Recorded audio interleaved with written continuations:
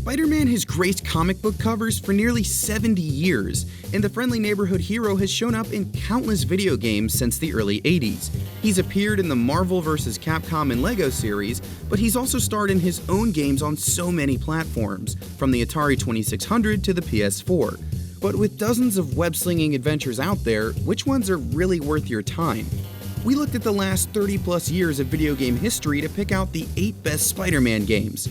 You know, 8, because, like, spiders have 8 legs and, well, anyway, we limited the list to games strictly starring Spidey, and we're gonna present them chronologically. There's no ranking here. First up, we're going all the way back to 1991. Spider-Man the video game is a coin-op arcade machine that mixed beat-em-up and platforming.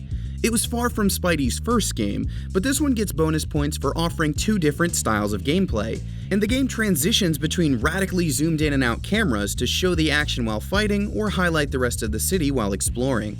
Now we'll jump ahead to 2000, when the simply titled Spider-Man launched on PS1 and N64.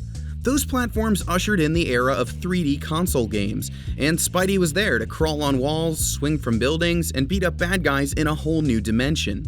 It was a treat to see classic villains like Scorpion and Doc Ock in a totally new way, and each stage is presented in a classic comic book style, with appropriate fonts for dialogue and loading screens that display comic book cover art. Sam Raimi's Spider-Man trilogy was a smash hit in the early aughts, and both Tobey Maguire and Willem Dafoe added their voices to the first licensed video game. This adaptation from Treyarch stands out for not just letting you play through the events of the movie, but for incorporating a bunch of new scenes and villains who didn't show up on the big screen. The icing on the cake here is a bonus mode that lets you play any level as the Green Goblin, in an alternate timeline where a different, more evil goblin has been hired by Oscorp. And if we're gonna talk about games based on movies, we have to talk about Spider-Man 2. For the first time, you could freely move around the city, exploring all of Manhattan, plus Ellis, Roosevelt, and Liberty Islands. For a long time, Spider-Man 2 was the model for Spidey's movement, using physics to determine the path of his web swings. The open world was full of side quests to complete too, letting you rank up your hero level to continue the main story.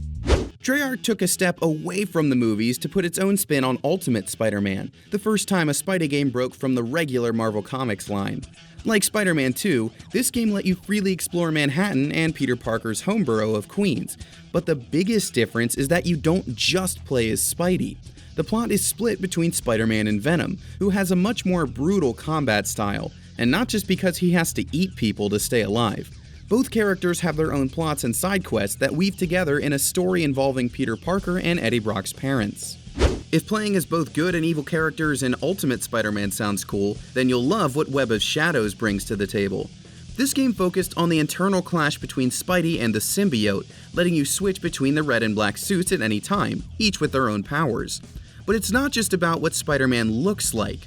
Throughout the game, you can choose between good or evil actions, and even which villains you want to fight. Web of Shadows has multiple endings based on your decisions, changing which female companion Spidey ends up with, and even determining whether or not he ends the game as an actual good guy. That cause and effect goes even further in Spider-Man Edge of Time. This game also features 2 heroes, jumping between the regular Webhead and Spider-Man 2099, each with their own abilities and skill trees. Each hero is actually trapped in the other's timeline, and actions taken by Spider-Man 2099 in the past actually alter the future for the other Spider-Man. There's definitely a lesson here about messing with time travel. And finally, we have to talk about the most recent Spidey game. Marvel's Spider-Man comes from Insomniac, the team that brought us Ratchet & Clank and Sunset Overdrive, games that emphasize creative use of gadgets and freedom of movement. Insomniac's take on Spider-Man just feels good, whether you're slinging webs or swinging punches at bad guys.